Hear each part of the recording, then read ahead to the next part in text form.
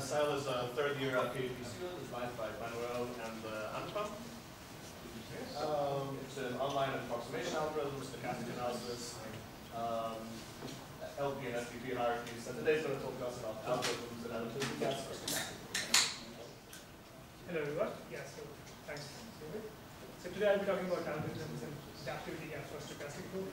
Algorithms you all know. I mean, stochastic probing and adaptivity gaps I'll explain you what it is. So this is joint work with Anupam Gupta, who's my advisor here, and Vishwanath Nagarajan, who's a faculty at University of Michigan. He was a student here, PhD student like 5 years back or something. It's AMU. Yes. So what is the stochastic probing problem? So the problem goes something like this. So suppose today evening, like later in the evening, after this theory lecture, my girlfriend is going to visit me. Some of you might recognize her. She may not be as famous as me, but she's doing decently well. So I want to buy her some gifts. I'm a nice boyfriend. Okay, so I want to buy her some flowers, I want to buy her a car, I want to buy her chocolate. Problem is that in the evening, like, so right after this talk, I have a meeting with Madhma, and then I have another meeting with Anupam. So I basically don't get free before 4 p.m. And the shops, like all these shops, they are going to close at 5 p.m. So basically, I'll just have like 1 hour to purchase the gift for her, like between 4 to 5 p.m. This constraint is also known as the orienteering constraint in the theory community. So, but like, yeah, so for this talk, I mean, this is the constraint. Like, I have basically this 1 hour constraint, and I want to buy her gifts. So here's like a rough map of Pittsburgh. So I'm currently at CMU. There are several shops. Like, there's a flower shop. There's another chocolate shop. There are like several chocolate shops. There's a card shop somewhere in Pittsburgh. And there are like all these distances. And my goal is basically I have 1 hour. The problem is a little bit more complicated. Why? Because, so my girlfriend is very picky about things. So she's not interested in any flowers. She's only interested in yellow roses. And it's not like I can find it like at every flower shop. So I basically have some ideas, like I have some probabilities. So what this graph is showing is like these numbers in red. They're basically telling like what's the probability of finding yellow roses at the first flower shop. Some chocolate, like some particular kind of chocolate she's interested in. At the second shop, 50%, like 25%, and different numbers. And my goal is basically like I want to maximize the expected number of gifts that I can buy for her. I may not be able to purchase all of them because of like limited time. So I can take like different routes, like for example, this path shows like one route. I can start off with a flower shop, then go to a chocolate shop, and then to the card shop. And if you sum them up, like 15 plus 25, 40 plus 20, that's like 1 hour. So at a shop, suppose I'm pretty much like not spending any time, like I'm just collecting it, if it's available. But again, like there are some probability that I'll actually find the gifts there. Each item has the same worth? Yes, any item has the same worth. For simplicity, let's assume like all the items have the same worth. Any other questions? So just as a remark, that there's a popular problem called the orienteering problem. So if all the probabilities were given to be 1, and all the nodes were also distinct, like different items there, so then my goal basically becomes like I want to cover the maximum number of nodes that I can in 1 hour. This is popularly known as the orienteering problem. And this has been studied before, like actually Avrim Lam and Shuchi Chawla, who was a PhD student here, and like some other people, like in Fox 2003, they have like a good approximation algorithm for this. So our problem is like more general. Yes. Just to clarify as well, are you only looking for one gift, or would you be happier if say you found like a card, flowers, and Am I? or would you be, like, are you only looking for one gift in this? Like, No. I want to maximize the number of gifts gifts as you can. And you want to put okay to 2 flowers? No, that's not good. So I want, I mean, yeah, 2 copies of yellow roses is not good. I don't want to go to like several shops with yellow roses if I found one. I'll talk about this more. So let me repeat what the problem is. So there's basically some graph that's given to you. And some metric basically means like what are the distances, how much time it takes to go from one shop to another shop. I have some probabilities. All the items like at different shops, they are independently present. Okay, I know these probabilities in advance. There is some function. So my function is basically I want to max like the number of distinct items. the number of distinct, like, so I'm interested in yellow roses, some particular kind of chocolates, and a particular kind of cards. And then there is some constraint, like this 1 hour orienteering constraint that I was talking about. And the goal is basically, how can I maximize like the expected value of this function? Any question? So this is the problem. I mean, I basically want to maximize the expected value that I'm getting. Like, so, yeah, we'll talk about more general functions as well, but for now, just think about like the simple setting, 1 hour constraint, and the number of distinct items. Now, let us look at some examples. So, by the way, at the end of the slide, I'm going to ask you a question, so, yeah, look at it carefully. So here's like a very simple part. This is the part that I described earlier. So I go to the flower shop, the chocolate shop, and the card shop. What's the expected value that I'm getting? I basically have done the calculation. So it's 0.5, like that's the probability that I find something. Using linearity of expectation, all these items are distinct. So I basically get like expected reward of 0.5 plus 0.5 plus 0.4, which is like 0.4. Sorry, 1.4. Okay. This example is clear. Let us look at another path. This is the green path. It's slightly different. Like right at the third shop, start with a flower, a chocolate, and then you go to another flower shop. What's the expected value that you are getting here? Now you need to be a little more careful because you're going to 2 flower shops. So with 0.5 probability, the first case, suppose I find the yellow flowers at the first shop. In that case, my expected reward is 1 plus with 0.5 probability I'll find chocolates at the second shop. And at the third shop I won't get anything. So 1 plus 0.5 plus 0. And in the other case, the 0.5 probability, the first flower shop, I don't find anything. I get a 0. At the second shop, I'll still get a 0.5. At the third shop, I'll get like expected value of 0.8. 75, right? Sorry? 0.75. Should be a little. I'm adding up to it. No, look above that. There's 0.75 written up there. Oh yeah, this is the typo. It should have been 0.8. Yeah. It should have been 0.8. This is the typo. Yeah, I forgot to change the number. Thanks for pointing that out. But yeah, basically there are these 2 parts. Yes. So did you pick your path in advance? So yeah, this is good. I mean, I'm giving you an example. That was missing question. Are you last? Yeah. Yes, that's the question. Basically, this is the question. Can you somebody think of you like some paths where you can actually get better? Like better than 1.4. These numbers. So imagine this is 0.8 by the typo, but with that number, can you somehow combine these 2 paths or like some way you can get better than 1.4? Well, if you got the flowers, you should go for the card, right? Yes. Good answer.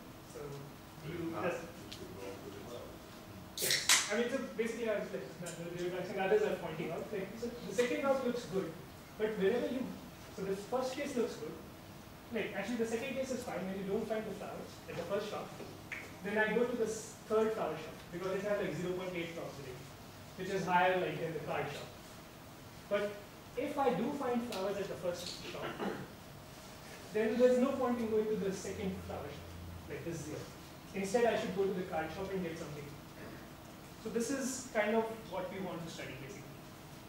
That whether our decisions about the path, do they depend on what we see at a particular shop, and depending on whether it has flowers or it does not have flowers, depending on that, do I decide when I go to the next shop? Or do I decide like right in the advance that I'm going to shop A, B, and C, irrespective of what happens in the way? So let me give a like even simpler example just to stress on this point. An even simpler example. So suppose there are 3 items. Okay, this is some remote city where you just have like 2 flower shops and 1 chocolate shop. And the probabilities are 0.5, 0.5, and 0.25. And I just have time to visit 2 of the 3 shops. Can you give a question? So, yeah, so the constraint is basically you have these 3 shops, and I just have time to visit 2 of them. So visiting, I also call it probe. Probe is like the term that we use in this paper, visiting or like. The question is basically I have time to visit 2 out of these 3 shops. What do I do? So this is a very small instance. Like a very simple solution is basically I'll do something like this. I'll go to a flower shop. If the flower shop contains flowers, the right branch, with 0.5 probability, I go to a chocolate shop.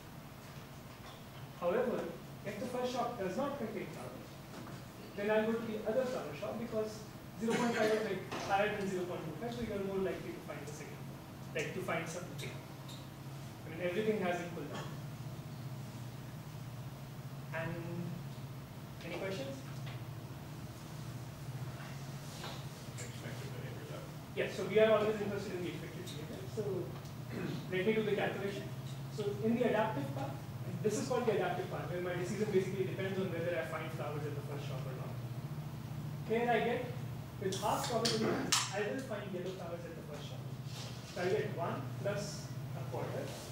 I go to the chocolate shop and that will occur with probability a quarter. With another half probability, I won't find the flowers at the first shop, and you'll get like the flowers from the second shop. And the expected value turns out to be like 7. This is clear? Like a very simple example. And similarly, what's a non-adaptive strategy? A strategy where like you have to decide the path in advance, like which cannot change based on like what's happening, what's the instantiation.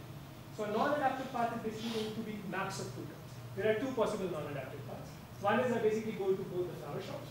One is basically I go to a flower shop and a chocolate shop. So suppose I'm going to both the flower shops. In that case, with half probability I get 1 at the first shop, 0 from the second shop. So half times 1 plus 0. And with half probability, I will not, I mean, flowers won't be there at the first shop, and at the second shop you get this point. Similarly, you can do the same calculation for this right path. So max of 2 terms. The second path is basically the flower shop followed by the chocolate shop. So because both the items are distinct, I mean, so you don't have to handle these conflicts. So you basically just sum out the expectation. So you get like 0.5 to 0.2. So the numbers have been set up such that both the terms turn out to be 3 quarters. But so this is the non-adaptive part. This is the non-adaptive strategy. And then this talk, like we'll be interested in something called the adaptivity gap, which you might guess, which is like what's the gap between these two things. So adaptivity gap is basically the ratio of the best adaptive, like the expected value of the adaptive part, the best adaptive strategy versus the best non-adaptive strategy. So for example, this probability, like the ratio of 7 over 8 divided by 2 quarters is like 7 over 1.1. So I'll explain you like why this is important and why I'll be interested in all these things. But just currently I'm defining adaptivity gap. So any questions, because this is really important, the idea. I think it's clear. So basically we are interested in this adaptivity gap. In this example, it turns out to be like the gap is like 1.16, this ratio. In general, I mean, there are other examples. I won't describe this example, but there are other examples where you can get like 1.58 gap as well. The question is, in general, how large can this gap be? And we will later show, like, I'll discuss the proof as well, that like this gap is actually always small. By small, I mean it's a constant. So for this orienting kind of constraint, it will turn out to be the gap is actually at most 3. So at most 3, which is like a small number. And why it's important, I'll discuss this.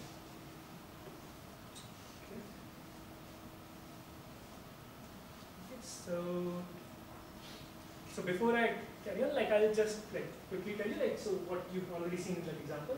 So a best adaptive strategy in general looks like a decision tree, a binary tree. It's going to be a binary tree. You'll go to a shop. So suppose here I go to a flower shop. Depending on whether I find flowers, yes or no, I may decide to go to some other shop. Like sometimes I go to the card shop, sometimes I go to the chocolate shop. Whenever you see a yes, there's no point, like in this right tree, if you see, you will not find like any other flower shop. Because I mean, you've already collected flowers from the first shop. There's no point in going to another flower shop. But if it's no, like on the no branch, you can visit other shops. So what are the properties? Some of the properties, like every route to leaf path is at most 1 hour long. Because you should be able to go through all these shops.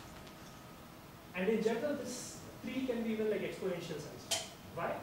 Because suppose there are like n shops, I have time to visit say n shops. At each of the shops, depending on whether you find your thing or you don't find it, you have like a branching factor of 2. Yes, no, yes, no. So this tree might, like if I have like a depth of n, this might become like 2 to the n. So this tree can be exponential size. This is the best adaptive strategy. It will look something like this. I mean, I'm not saying like that for that example, it's exactly this tree, but it will look something like such a. You're saying you can't do it by dynamic programming? That's no? So at least, yeah, you cannot. It's NDR. Yeah, the problem is, I mean, it's like, as I said, like it's capturing, for example, the orienteering problem. It's capturing the orienteering problem. The stochastic version is only harder than the orienteering problem, the regular orienteering problem. Okay. That's NDR. That's it. You can do the version with most k items, so you can have no graph. If you have no graph. In the previous example. Yeah, I mean, like, small example is supposed to be. Yeah, even with that. So is this even in NP? Like if I tell you there is this an adaptive strategy of that achieves a ratio of alpha. Adaptive might be a little hard. Non-adaptive, you can give me the path and then I can verify. An adaptive strategy, yes. So it's not clear. I mean, because the optimal adaptive strategy, actually I'll mention this point later, the optimal adaptive strategy or something might be actually exponential size. So it may not be very easy for you to like give it to you. So here's like what's happening. Here's the outline. So I have described you what's the stochastic probing problem. This was basically me trying to purchase gift for a girlfriend in 1 hour. I've told you what's the adaptivity gap, the ratio of this two strategies. One strategy is where I take my next decision depending on what is there in the first shot.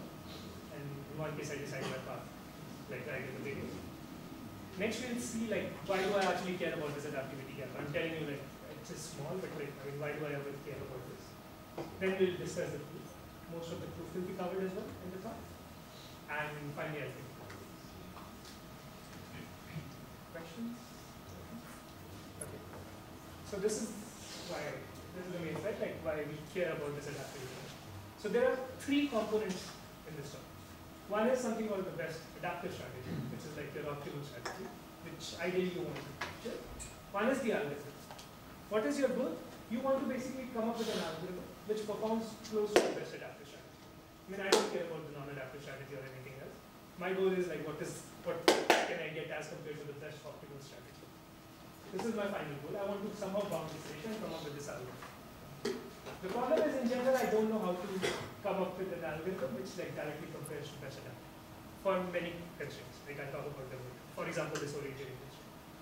Instead, what we do in this work is basically we take an indirect route. So we show that there's a non-adaptive, that's the best non-adaptive algorithm, the best non-adaptive path, that is actually pretty close to the best adaptive algorithm. This is exactly the adaptivity gap that I defined, the ratio of these two things. So if this ratio is say 3 or like something, it's not very far off. Okay, so, and then we design another algorithm which is close to the best non-adaptive. And this is easier to do because non-adaptive algorithms has like, I mean, there are many benefits of non-adaptive algorithms. Like, for example, like it's easier to specify. I mean, it's easier to capture in general. So we are able to design algorithms which compare well to the best non-adaptive algorithm, and you get some approximation ratios in alpha. It's again multiplicative ratio. Both of these combined give you basically that the goal, that best adaptive versus the algorithm, that's actually bounded by alpha times theta. Multiplicative. Yes. Your algorithm is adaptive. My algorithm may or may not be adaptive. Actually, it's not even one. It's non-adaptive. So I'll give you an algorithm which finds a path non-adaptive and it compares well to them.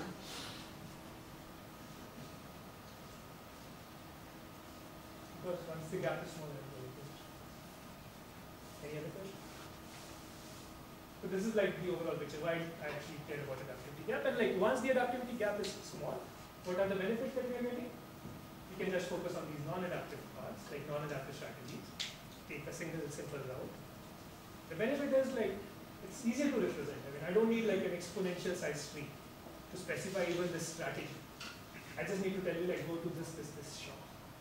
It's like order n versus 2 to the n. So this is one benefit, and because like the size is small, the search space is small, And it's, even if you are say brute forcing or using some other strategy, it's usually easier to find the best non-adaptive strategy. Then it will turn out like it's easier to bound as well. That's why you were able to design algorithms, like this bottom thing, design algorithms which perform close to the best non-adaptive algorithm. So because it turns out it's easier to bound, so you are able to compare this. So these are some of the benefits of this adaptivity gap. So our route is basically like we take the same direct route of bounding algorithm to adaptivity to the best adaptive strategy. And so what's our main result? Our main result in this work is actually this network. That this gap in general, the adaptivity gap, the adaptive strategy versus the non-adaptive strategy, this gap is small. And what's our result? That this adaptivity gap, then the constraints are say oriented, which is like this 1 hour constraint. I have 1 hour to visit the shop. And my function is the number of distinct items. Then this gap is at most 3. So we need the other side as well, but like our main theorem is this. I'll describe the proof as well later. Any question? And the results are actually even more general. So in case you know like what's downward close, I'll describe this again like later. But I'm telling like it's here just to tell you that like these results are even more general. So even the weighted versions of these things and like all these things are captured. Like if the items had weights, the constraints were more complicated. So I'll get back to this theorem again later. But basically the results are even more general. So even for more general results, you can show that the adaptivity gap, this left portion, the red highlighted portion is actually so they are pretty close. But to complete the picture, like even for the orienteering problem, you need the right thing as well, like this bottom thing, non-adaptive the algorithm. Fortunately for us, there's some prior work of Chakuri and Pal, which actually already designed an algorithm that shows that for this problem, the orienteering problem, this gap is at most like order longer. They gave an algorithm for the orienteering and number of distinct questions. Okay, question? So, some facts about this algorithm. So, this algorithm is like in quasi-polynomial time, which is in fashion these days. So some of you who might know like this complexity theory results of Savage's theorem. So its proof is similar to that, like to basically kind of take a guess where is the middle point and then try to reconstruct. Just like in case you've heard of the Savage's theorem.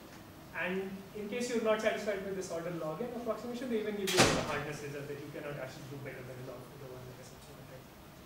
So pretty much they are like taking like the best order log n algorithm that you can get.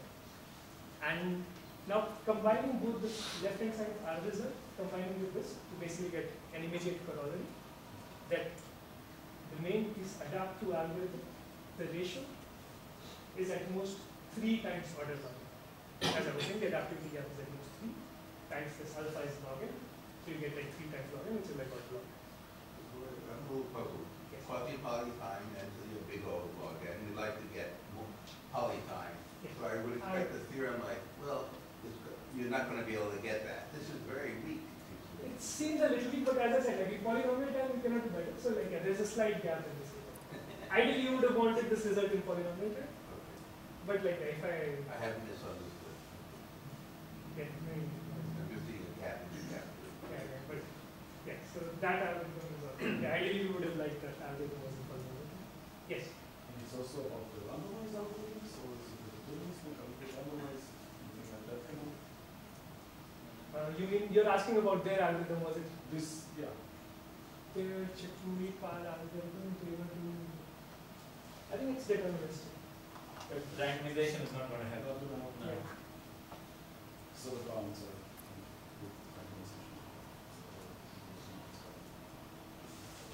Any other question?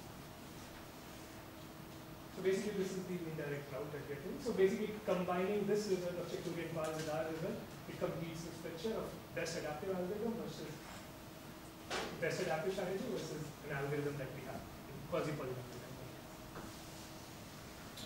So let me now quickly also tell you something about prior work. So this is the picture that we are trying to complete in this work, like best adaptive versus the algorithm. Prior work has taken an alternate route. What they have done is, they assume some simpler constraints. So what could be a simpler constraint? Suppose I'm allowed to visit at most k shops. K is at most say 3 shops. But any 3 shops. This is like a way simpler constraint as compared to I have 1 hour, and in 1 hour how many shops you can visit in this city basically. So this constraints, like some simple constraint, for example, any k items if I'm allowed to visit. Some of these constraints can be easily captured using linear programs.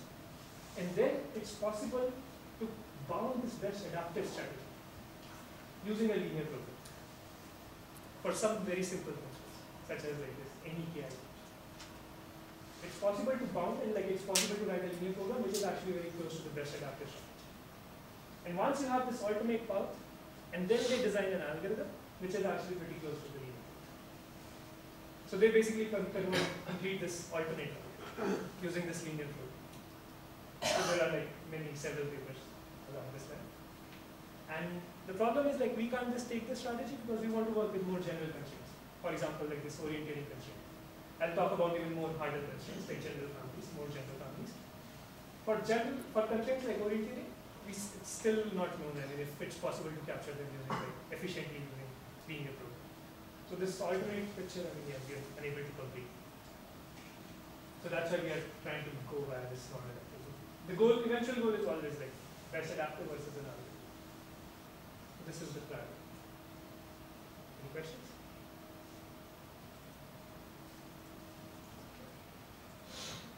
So we want like the outline basically again. So I've told you like why we care about adaptivity gaps. So all that we are basically left in the talk is I want to prove that the adaptivity gap is actually small. And so for simplicity, like because this diagram is becoming the season tree is becoming like very long, I'll write it like in a slightly shorter way. So the colors will represent like yellow color represents the yellow flowers. And one thing, another to remember is the left side is going to be always the no side. If you find like do not find that thing. And yes, the right hand side is going to be the yes side. Okay, and my goal in this tree would be to maximize the expected number of distinct colors that I can get. So what's the theorem that we are trying to prove? That this left hand side, the adapt versus non-adapt, that this adaptivity gap for the orientating problem, it's at most. The proof has basically just two simple ideas. The first idea is, so what do I want to show? I want to basically show you that there exists a path that I can decide, a non-adaptive path, which I can decide like right in the beginning, go to this shop, and this shop. It performs pretty well as compared to the adaptive strategy. Okay. What I'll show you instead is that there exists some probability distribution over these paths. There are a bunch of these paths. If I take a random path according to this probability distribution, this random path is going to be pretty good compared to the best adaptive strategy. So a random path according to some probability distribution, which I have not told you, I will tell you later. If I take a random path according to that distribution, that's already giving me something very close to the best adaptive strategy. So using probabilistic method, it implies that there exists a non-adaptive path, which is also, like the best non-adaptive path can only be better than this random path. So the expected value of that path can only be better, which means it will be also close to the best adaptive strategy. This is how I'm So the random one, the closest is also 3? The random one is closest also. And I remember, like I just want to show existence. I'm not even talking about algorithm. I just want to show that this gap is small. So computation and anything like those are not my constraints. I can assume anything that I want. I just want to show that there exists a non-adaptive path which is very close to the best adaptive strategy. And once I take this random path, I'll perform some kind of induction. Some induction that I call stem-by-stem induction. It will become a little clear why I name it like this. But basically some kind of induction I'll use on this random path. So basically just two ideas combined, they give you the main theorem that the adaptivity gap is 3. And that combined with Chicory and Pal's work completes the entire picture. Any questions?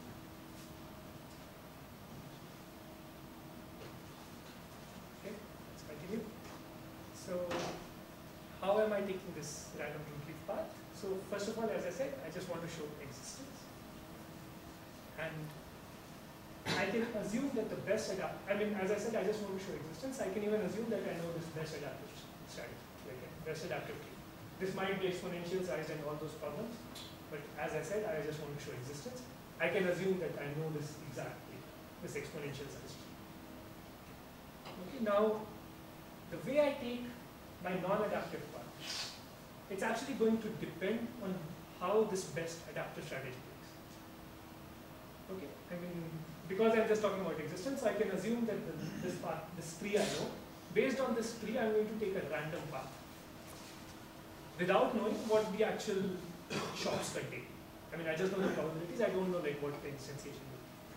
So I basically take a random path with the same probabilities as the best adaptive strategy would go along with. So okay, look at a simple example. So look at this path. So starts off at this yellow shop, like the roses shop, then the chocolate, and then this card shop.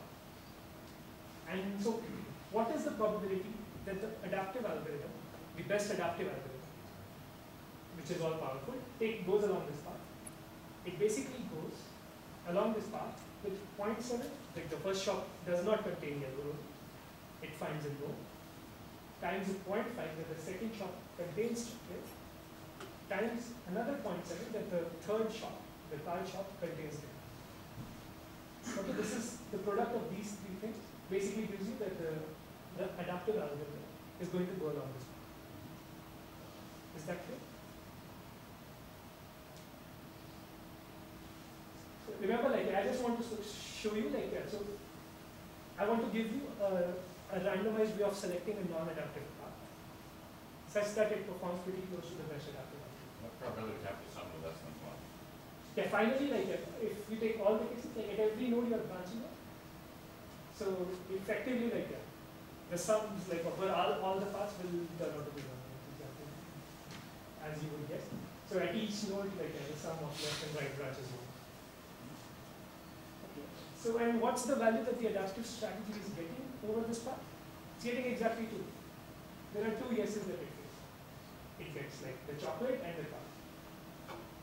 It's getting the value. But the non-adaptive algorithm. Now let us look what if the non-adaptive algorithm was also going along the same.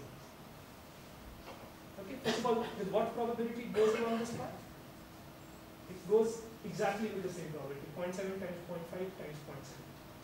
But it's tossing a point right in the beginning that I'm hoping to see, I do not see a flower at the first shop. I'm hoping to see a flower, like a chocolate at the second shop. I'm hoping to see a card at the third shop. Although I don't know what's going to actually happen. It's just going along this path in a hope that it can actually compete with the best adaptive strategy. So what will it get, like what will this non-adaptive path, which is going along the same path, it will get value something like this.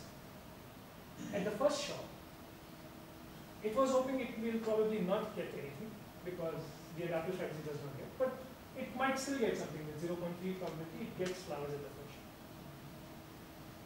At the second shop, it gets the chocolates at the 0.5 probability, expected value. At the third shop, it gets 0.7.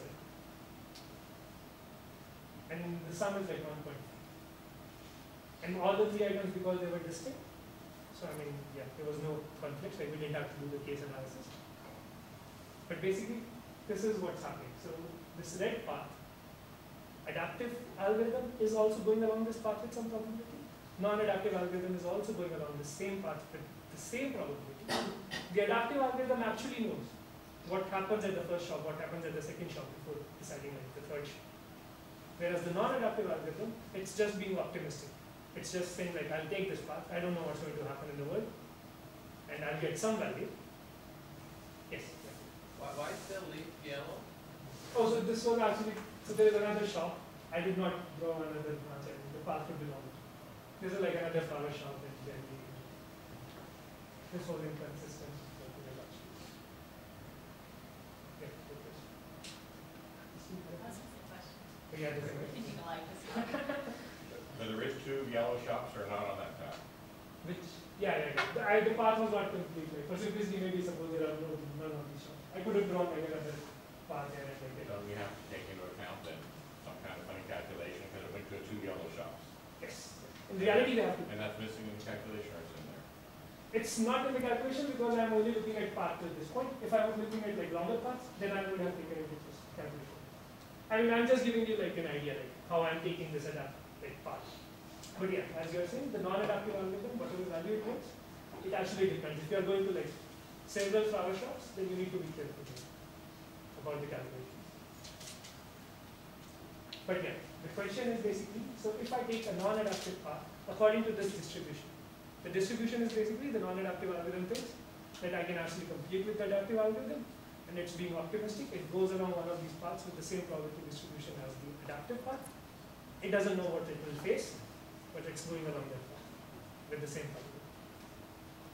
And what we'll show is that this non-adaptive path, the expected value that this non-adaptive path will get, it's going to be at least like 1/3 of the adaptive path, like this adaptive strategy.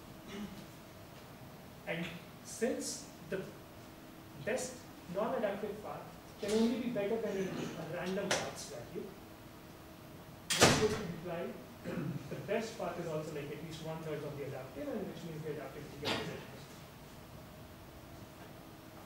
So this is like the first idea, basically taking this random path. I mean, yeah, I still need to prove like, yeah. The second idea will basically prove this using the stem-by-stem induction, as I was saying, that the expected value of this random path is 1/3 of the adaptive strategy, the clever strategy. But somehow this optimistic strategy of taking like a random path, it's already 1/3 of the best adaptive strategy. And once you have like, because the best non-adaptive is only better than the random path, so you have to complete. Any questions? So as I said, two ideas. So this is the first idea. The second idea is basically induction. I mean, yeah. They could be like, yeah, now let's go to the second slide. So these will be like 2 slides of actually very little calculations, but still little calculations, so have be a little patient. So yeah, now I want to do some kind of induction. Like it's basically a tree, a decision tree. I mean, there are like only a few ways you can induct. One way could be like, okay, I'll break the root, and it's even a binary tree. I might like try to use induction hypothesis on all the both the subtrees and like, but somehow that does not work out like for us. We use something called, I mean, I'm calling it the stem-by-stem. We call it the stem-by-stem induction. So what's a stem first? A stem is basically the all node. It's the all node. So basically this no. All the nodes contain this node. And the subtree that you're getting, like whenever you exit the stem at some node, like to get a yes, you'll exit the tree. And on that subtree, I'll use my induction hypothesis. So this is my strategy.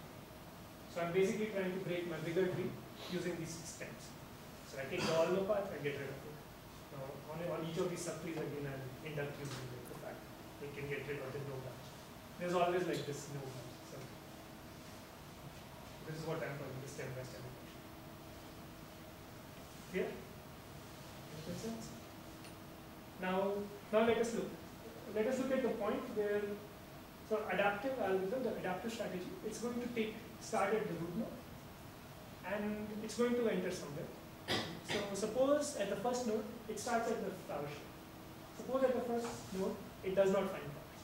It goes like 0.7 probability.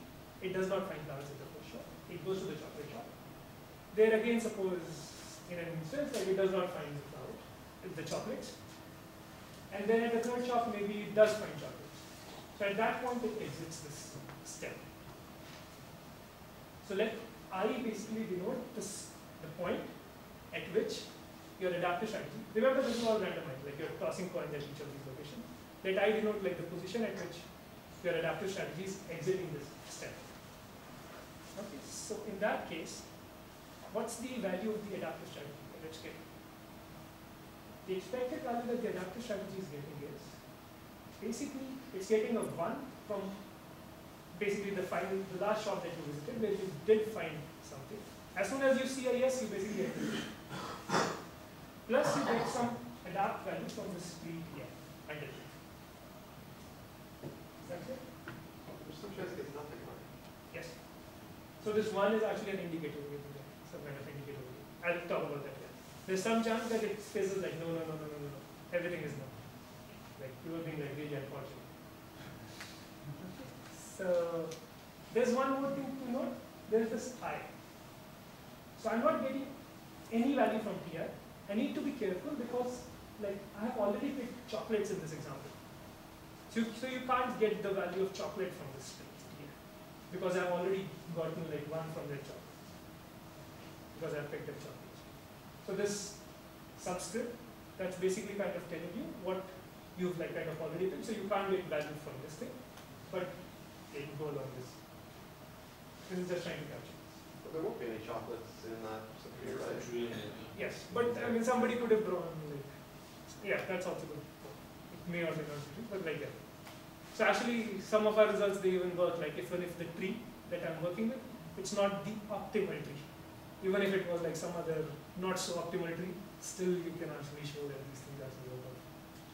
It's possible that the optimal path would have a chocolate over there, right? If you need to go through it to get somewhere later. Yeah, it depends like that.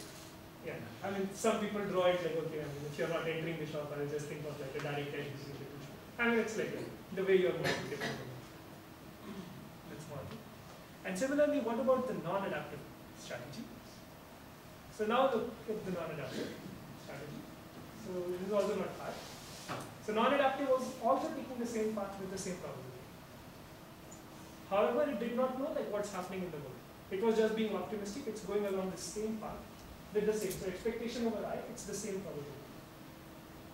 It will instead get, rather than like adaptive was always getting a 1 here, a non-adaptive will get some set of I. These are some set of distinct items that it will get in this stem before. So it might, like in some instantiation, Ri might be just the yellow rows and none of the chocolates. So the chocolate maybe did not show up. Another instance would be like maybe both the chocolates showed up, the flowers did not show up.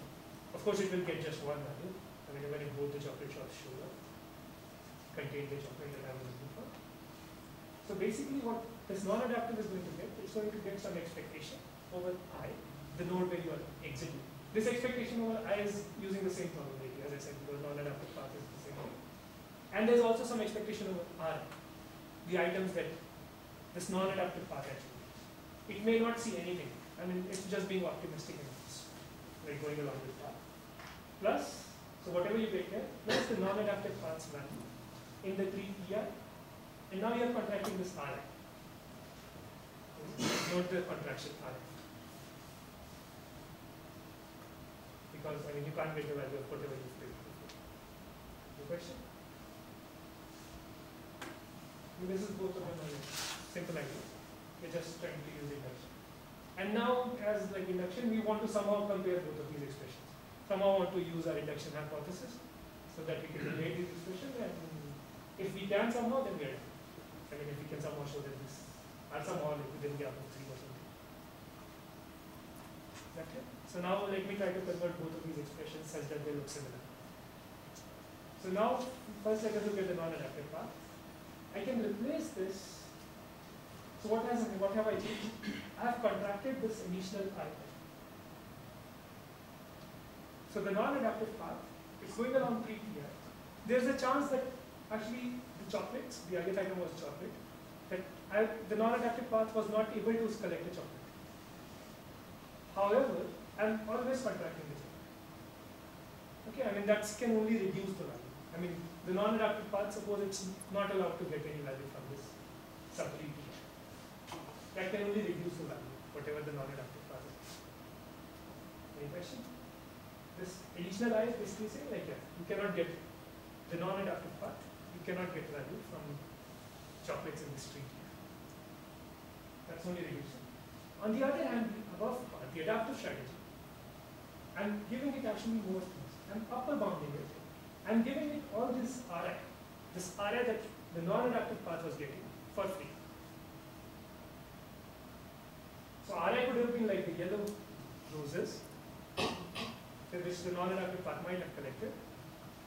Adaptive path could not have collected it because, I mean, it turned out to be a no, that's why it went along this no branch.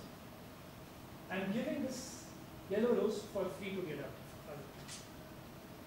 So I'm giving it like this additional Ri, and I'm contracting Ri because I mean, of course, once I've given it yellow roses, I mean, it cannot get yellow roses from free TI. Is this clear? Both of these inequalities. Let's take some questions. Why is this two approximation actually? Right, Ri is equal to 1. No. Ri could be more than one. Ri is like set Oh, of Ri is like, yeah. it could be even 0. Like now what we want to do is basically want to just compare this thing. Now for this term, actually let me use the pointer.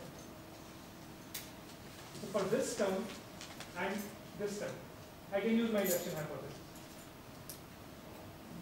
Because they look now the same. It's like a pretty smaller things. Yeah, just kind of a question. So the CGTIs, once you remove the nodes and I giving Ri, there's no guarantee that they're sort of optimal anymore, right? Yeah. So I guess you kind of need at the very start that you assume you're. And this thing works for like any tree basically. Yeah. Good point. Yes, I'm working with that. Yeah, good point. So that's how I'm working with any general trees. So all I need to show is basically compare this first term to the first term. This is what the stem lemma is. So the stem lemma basically shows that this first term here is at most 3 times the first term. And if both these terms are within a factor 2, and on the second term is just a reduction hypothesis, your reduction step is complete. Is this clear? Simple idea, like you basically just want to finish. Okay, now I'll quickly go over like how this, so it's just one more straight of work, that's the standard. Basically we want to show that this random path that is going along this low branch, this non-adaptive strategy, which is just being optimistic, it actually also gets sufficient value, like 1/3 of the value of what the adaptive strategy is getting on this solver. And so basically, this is what I want to prove, and this is the same as this basically, because I can just move this area here. Remember, like somebody might think like, hey, this is 1, expectation of 1, but this 1 is actually an indicator variable, as Ryan had questioned. There is a non-zero probability that you get like just no, you never exit the stem. Okay, so that's important. I'm just like, not a very ideal notation, but okay, so all what we need to show is this, and how we show this in the last 5 minutes, I will tell you basically quickly. So this thing is basically nothing but this expression that I collect the IFI. And when do I collect the IFI? So Pi is the probability, by the way, like Pi is the probability that you exit at the IFI. You get a yes. And Qi is basically the Qj is the no. So I get no. I see all no before I, and then I see a yes. Or equivalently, as I was saying, like 1 minus probability of all no. This entire stem continues just like basically, right? Which is nothing but 1 minus product of Qi. Simple expression. I just want to show this. This left hand side I'm writing it in this way. The right hand side. So here I'm going to do. Here you'll have to kind of. So I won't explain why this inequality. The intuition is basically simple. The non-adaptive strategy. So this is I'm lower bounding the non-adaptive strategy. The non-adaptive strategy is also going along the same path with the same probability. However, it kind of does not know what's happening. So with a probability like something like this, product of Qj, j less than I, it goes along the same path. And in each of these steps, it basically again tosses another code. So you get like a square root. It's not a difficult thing, but basically if you think about it like for 2 to 5 minutes, and each of you can figure it out. Basically like some simple inequality. And once you have both of these combined, there's like very simple algebra that I can do. Actually, I will skip. There's no point. It's just like 3 lines, simple algebra. That if you do that, this expression and this expression, they are within a factor of 2. And that basically completes like that.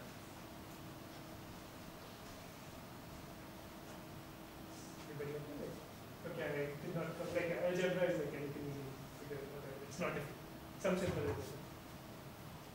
Right? And like this expression and this expression, they are within a factor of 2, and that completes basically the induction that you were trying to do last week. So finally, I'll reach the conclusion side. So I'll first talk about like what our results, extensions of our results are. So first, So here we were looking at these orientation constraints, the 1 hour constraint. If we look at constraints called downward close, what's a downward close family? A downward close family is basically, if I can go to say shops A, B and C, then I can also go to a subset of these shops in 1 hour. I mean, it's like a very natural property. Like if you can go to like a large number of shops, and also if you can go to a subset of shops, that's feasible. I mean, it's possible to do. So orientating constraints do satisfy this subset property. This is also technically called like the downward closeness. So if you have any kind of constraint such as this downward closeness, and you have like a non-negative submodular function, monotone submodular function, then the monotonicity, like the submodularity, that as you've heard like several talks, but basically it says like the marginal gain only decreases if you take a larger set. Then the gap is actually a constant. You can show that the adaptivity gap is a constant. And in fact, the theory can be even further generalized. If I remove this monotonicity as well, same downward closeness, and I remove the monotonicity, non-monotonicity, then it's a constant. The constant 3 becomes a little higher, like 20 or something, but it's still a constant. This is where getting an item converts to. Sorry? This is where getting an item converts to. Or Can hurt you. Some order functions, for example, like the max function kind of person. So these are the extensions. And the proofs I won't cover, but like again, as you might guess, it's the two ideas that I've been stressing on. You use take a random root leaf path on this adaptive strategy, adaptive tree, and then you use some kind of stem function. You'll need like some slightly generalized stem around, but it's not. And so the following slide, I mean, it's some another application. I'll skip this one. And but basically, like the results are very general, so you can do like some other problems as well. It can handle many other problems. So finally, just to conclude, so what did we cover? We covered the stochastic folding problem. It's a very natural problem. I mean, it captures the problem of making your girlfriend happy. What we showed is like basically that the adaptivity gap is small, which basically means I can just focus on this non-adaptive strategies, which are like way simpler. And what was the proof? The proof involved basically just two ideas: take a random root leaf path, and then perform some kind of standardized animation. That's it. So, no more questions. The last slide is basically just the references.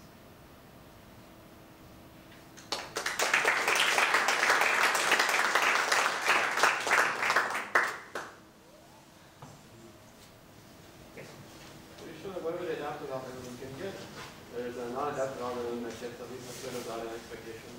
So maybe it's like 1 in 1,000 chance of getting a huge amount, and like 99.9% of the time non-adaptive is 0. So it's possible to show that there's a non-adaptive strategy that 50% of the time gets sort of adaptive? Yeah, I mean, so we haven't thought about that. So we are just talking about expectations here. Variance could be really high and all those things. We are not sure. Good question.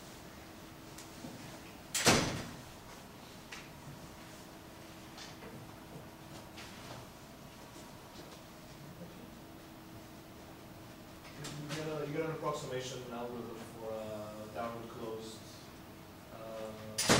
monotone submodular, right? This is a p-task for that. So no, not always. I mean, so we need two things to complete the entire picture. Sure. The Chekuri-Pal version, Yeah. that's not for like any downward close. It's only for like Yeah, sure, but orientation. Kalmorita or something, right? Like a p-task for They probably assume something more. I mean, as I said, there's a hardness as well. I mean, you cannot do better than order login. Order login to one exception. So they probably assume make some more assumption. I'm not familiar with this. Okay. You need to basically get two errors. So one error we have pretty much resolved, like the adaptivity gap. The second thing, getting an algorithm, that is the problem kind of thing. Right? So orientating problem, it's known. For some other problems also it's known, but it's not known in general for any downward. You've been talking about maximizing the number of distinct items that you get in this, given the time constraint or whatever. Can you handle a situation where there's maybe several different kinds of chocolates, like the diver versus giant eagle, and the quality of the chocolates you end up with matters? So it might make sense to, even if you've got some now, get some better ones later. Yes, so I can, but when I get, so it depends how you want it. If you look at both of those chocolates as different kinds of items, or each of them have weights, then we capture it.